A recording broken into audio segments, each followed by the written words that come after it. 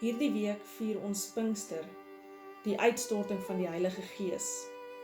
Pinkster is die Griekse woord vir Pentekoste, wat 50ste beteken, wat dan die 50ste dag is na Paasnaweek.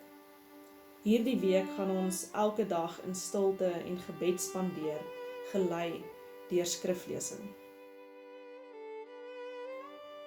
Die eerste tema vir hierdie week waar ons die uitstorting van die Heilige Gees vier, is genade en hoop. En die gedagte hiermee is dat ons 'n oomblik van stilte neem. So dit sal begin met skriflesing en daarna sal 'n paar vrae volg waar ons dan 'n oomblik van stilte neem, waar ons self nadink oor die skrifgedeelte en die vrae wat gevra word. Die eerste teksgedeelte, ons skriflesing is 1 Korintiërs 2 vers 12. Die Gees wat ons ontvang het, is nie die Gees van die wêreld nie, maar die Gees wat van God kom. So weet ons wat God ons uit genade geskenk het. Die tweede skriflesing, Romeine 8 vers 14 tot 17.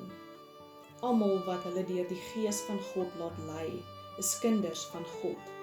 Die Gees wat aan julle gegee is, maak julle nie tot slawe nie, en laat julle nie weer in vrees lewe nie.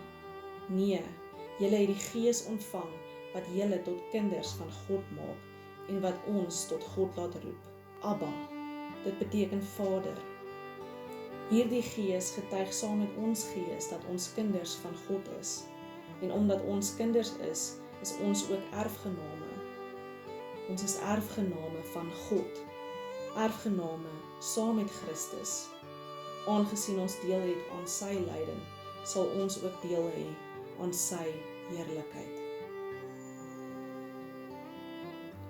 Neem nou 'n oomblik van stil gebed en vra jouself af, wat beteken genade en die hoop wat dit teweegbring in jou lewe? Dink na oor die skriflesing en wat dit in jou lewe beteken. Wat het vir jou uitgestaan in die teksgedeelte?